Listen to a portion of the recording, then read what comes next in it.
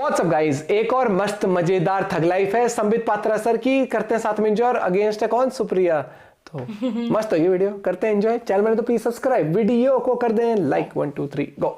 लोगों के मन में ऐसा क्यों लगता है कि सारे पत्थरबाज मतलब मुसलमान, हिंसा प्रिय मतलब मुसलमान? कहीं ना कहीं कोई गड़बड़ तो है ना।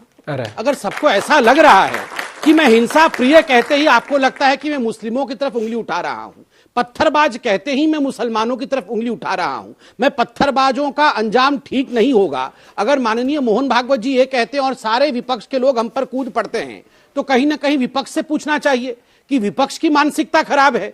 पत्थरबाज मतलब मुसलमान है क्या? नहीं काम चलेगा, उत्तर देना पड़ेगा। ये नैरेटिव तो संबित भाई आप लोगों ने बनाया है। अच्छा, एक तो आप ही मुसलमानों को मजबूर करते हैं पत्थरबाज बनने पर। ओहो, हमने मजबूर किया है पत्थरबाज, मुसलमान पत्थरबाज है ये एक्सेप्ट कर लिया, और हमने मजबूर किया है पत्थर फेंकने की।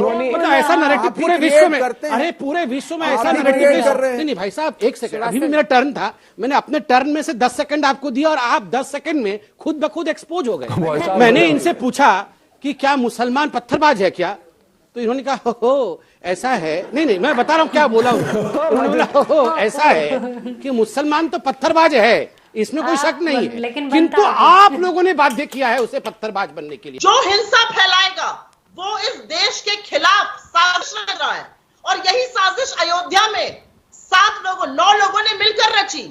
और ये हिंदू मुसलमान की बात नहीं है, जो भी इस देश में दंगे भड़काने की, धार्मिक उन्माद फैलाने की, हिंसा फैलाने की साजिश रचेगा, वो उसकी जगह जेल में होनी चाहिए।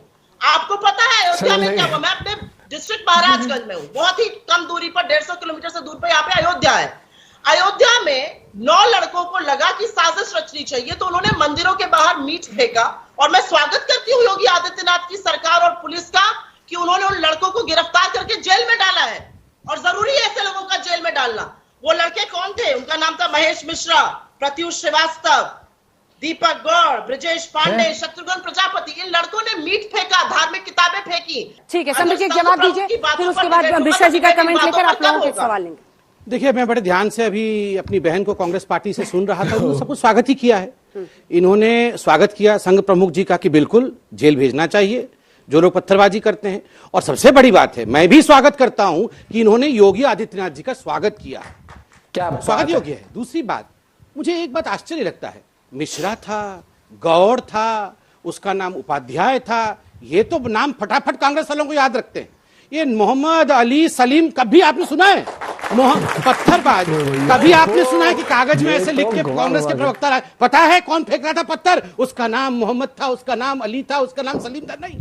जैसे उपाध्याय, मिश्रा और गौड़ किसी कोने में पकड़े, मिश्रा, उपाध्याय, गौड़ पकड़े गए, वैसे योगी आदित्यनाथ जी ने मिश्रा, उपाध्याय और गौड़ को भी नहीं छोड़ा ना, जेल भेज दिया। तीसरी बात, इन्होंने कहा कि मुझे कोई फर्क नहीं पड़ता है कि संघ प्रमुख क्या बोलते हैं। सबसे ज्यादा संघ प्रमुख जी का नाम, सबसे ज्यादा आरएसएस का नाम जितनी बार हम लोगों ने नहीं लिया होगा, विदेश और देश में घूम घूम के राहुल गांधी ने लिया है। संघ इज इक्वल टू बोको हराम, संघ इज इक्वल टू आईएसआईएस, संघ इज इक्वल टू आतंकवाद। संघ से जितना खतरा है उतना मुस्लिम इस्लामिस्ट आतंकवादी संगठनों से खतरा नहीं है। ये सब किसने कहा था? अगर आपको कोई फर्क नहीं पड़ता है तो घूम घूम के राहुल गांधी को इस प्रकार का प्रचार करने की क्या आवश्यकता है? और सही बात है, जहां तक महंगाई इत्यादि का विषय है, जनता सवाल पूछना चाहती है, और जनता इन्हीं सवालों के आधार पर वोटिंग भी करती है।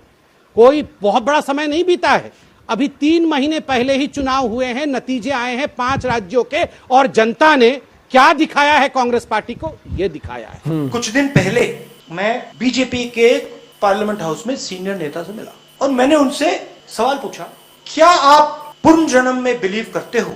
कहता है मैं तो नहीं करता। तो फिर मैंने कहा, अगर आप पुनर्जन्म में बिलीव नहीं करते हो तो फिर आप राम में कैसे बिलीव कर सकते हो? चौंक गया।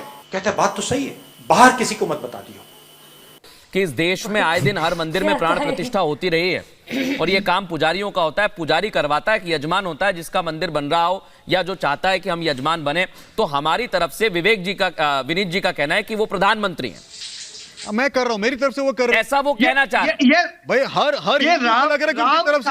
आइए आप मेरे साथ में नोएडा में घूमिए, तो यहाँ पे रिक्शा आ रहा हूँ विवेक जी, एक देखिए, सबको लगता है कि अच्छा सुनिए एक मिनट मेरी बात सुनिए, मेरी बात सुनिए। देखिए मैंने शुरुआत में जो कहा था, दर्शकों को कि बिखरा से ये विपक्ष है और बिखराव इतना है कि समझ नहीं आ रहा। एक मिनट विनीत, आप जैसे व्यक्ति का भी प्रधानमंत्री, बिखराव कितना है ये समझ लीजिए।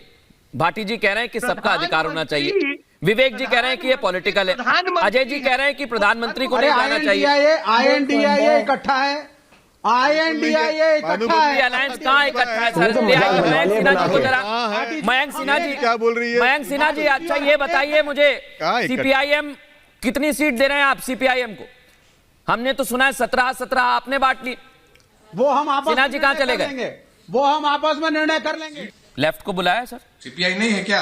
सीपीआई इंडी वो तो 3 मांग रहे हैं सर। आपको मालूम नहीं है कि INDIA की कोऑर्डिनेशन कमेटी में कौन मुझे सब मालूम है सर, मुझे तो ये भी मालूम है कि पिछली बार नीतीश कुमार 17 पे थे अडिग और इस बार भी अडिग हैं। ये तो देखिए हमारे साथ प्रेम शुक्ला जी हैं। प्रेम शुक्ला जी बता देंगे कोई डरा रहा है बसपा को या नहीं डरा रहा है, कौन सी एजेंसी लगी हुई है नहीं लगी हुई है। लेकिन देखिए प्रेम शुक्ला जी आज हो क्या रहा है, नीतीश कुमार जी दिल्ली में उनके पोस्टर लगे हुए हैं कि प्रदेश ने देखा अब देश देखेगा, एक उम्मीदवार। राहुल गांधी जी नागपुर में खड़े हैं, दूसरे उम्मीदवार जो विचारधाराओं की लड़ाई बता रहे हैं। और अभी नागर साहब ने कह दिया कि मायावती जैसा तो कोई उम्मीदवार ही नहीं है। चाहता है कि उसका लीडर प्रधानमंत्री बने, उसमें प्रेम शुक्ला जी नहीं होनी चाहिए। जी सौरव जी, मलूक नागर जी की जो बात है उत्तर प्रदेश सेंट्रिक ज्यादा उनकी बात है। तो उत्तर प्रदेश का आप इतिहास राजनीतिक देखेंगे तो सबसे पहला गठबंधन बना सपा और बसपा का, और उसमें सपा ने जिस तरह से सुश्री मायावती जी के चीर हरण करने का दुष्कर्म तक कर डाला, ये सबने देखा, उनकी हत्या करने का प्रयास हुआ। दूसरा गठबंधन 96 में बना बसपा और कांग्रेस का, वो भी विफल रहा। और उसके बाद जो है गठबंधन बना कांग्रेस का और सपा का, वो भी विफल रहा। फिर सपा और बसपा गठबंधन बना, वो विफल रहा। सुश्री मायावती जी को मुख्यमंत्री, पहली दलित मुख्यमंत्री उत्तर प्रदेश को देने का काम भारतीय जनता पार्टी ने किया, जबकि भारतीय जनता भाई एक चीज आप हमेशा देखना, कभी भी गठबंधन वाली चीज ना मुझे नहीं लगता कि बहुत प्रॉपर फंक्शनिंग हो पाते। जब भी मिलीजुली भगत से सरकार बनती है ना, या तो भली सेंटर में बने या कोई भी स्टेट होती है, वहां पर जब भी गठबंधन सरकार बनती है, नहीं बहुत रेयर चांसेस होती है कि वो ढंग से फंक्शन कर। कोई कहता है मेरी बात तो सुनिए, अरे तेरी कैसे सुन लूं मैं, अरे मेरी सुन ले यार, वही वाली बात है, मेरा काम होएगा तो तेरा काम होएगा। एक्सप्रेशन से याद आ रहे हैं। इसलिए बहुमत जरूरी रहती है लॉ पास, बिल पास करने के लिए। किसी भी चीज में जब सरकार बहुमत से होती है बहुत फर्क पड़ जाता है स्मूथ फंक्शनिंग में भी। आपको इस बारे में क्या करना जरूर बताना। बाकी वो स्टार्टिंग वाली डिबेट संबित पात्रा सर की बहुत मस्त और मजेदार थी। आई एम श्योर आप लोगों ने बहुत ही ज्यादा एंजॉय करोगे, है ना। हंसी तो आई होगी उस टाइम पर जब उन्होंने कहा मैं स्वागत करते उन्होंने कहा ठीक है, ये भी ठीक है। लेकिन अगर आपको डिबेट्स पसंद आती हैं तो आप जरूर कमेंट करके बताया करो दोस्तों, और शेयर भी कर दिया करो ताकि वीडियो और लोगों तक पहुंचे। और जुड़े रहिए मुस्कुराते, और आप लोग के लिए ऐसी मस्त वीडियोस लाते रहेंगे। Bye bye, take care.